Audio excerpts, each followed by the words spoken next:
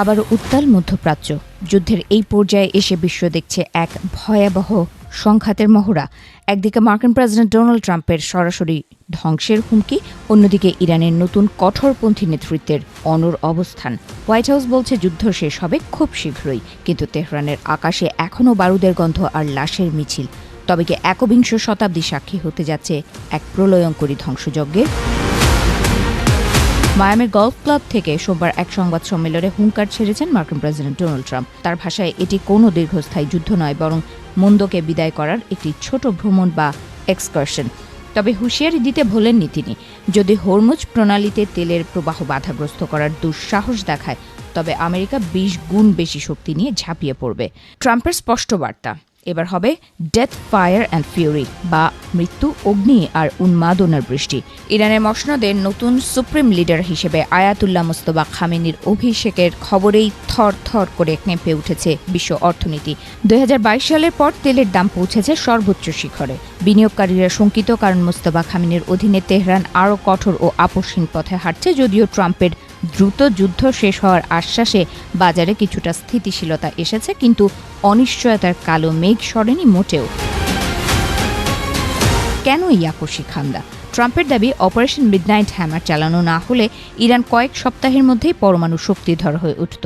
তার অভিযোগ, ইরান মধ্যপ্রাচ্য দখলের ছক কষছিল এবং সংযুক্ত আরব আমিরাত সহ প্রতিবেশী দেশগুলোতে সহস্রাধিক মিসাইল হামলার প্রস্তুতি নিচ্ছিল। ট্রাম্প বুক ফুলিয়ে দাবি করেছেন, মার্কিন সামরিক বাহিনী ইতোমধ্যেই ইরানের বিমান বাহিনী ও যোগাযোগ ব্যবস্থা গুঁড়িয়ে দিয়েছে। 28 ফেব্রুয়ারি যুদ্ধ শুরু হওয়ার পর গত সোমবার ছিল তেহরানের জন্য সবচেয়ে ভয়াবহ রাত। একের পর এক শক্তিশালী বিস্ফোরণে কেঁপে উঠেছে ইরানের রাজধানী। যদিও স্থানীয় মিডিয়া ক্ষয়ক্ষতি নিয়ে মুখ খুলছে না, কিন্তু আকাশে কুণ্ডলি পাকানো ধোঁয়া আর মানুষের আর্তনাদ বলে দিচ্ছে ধ্বংসের মাত্রা। ইসরায়েলি বাহিনী ইস্পাহান থেকে তেহরান পর্যন্ত ড্রোন সদর দপ্তর আর অবকাঠামো লক্ষ্য করে চালাচ্ছে বিরতিহীন বিমান হামলা। যুদ্ধ কেবল তেহরানেই সীমাবদ্ধ নেই। ইসরায়েলি যুদ্ধবিমানগুলো লেবাননের দাইয়ে এলাকার হিজবুল্লাহ আস্তানা গুঁড়িয়ে দিচ্ছে। পাল্টা জবাব দিচ্ছে ইরানও। ড্রোন আর মিসাইল বৃষ্টির মাধ্যমে ইসরায়েল ও উপসাগরীয় দেশগুলোকে লক্ষ্যবস্তু বানিয়েছে তেহরান।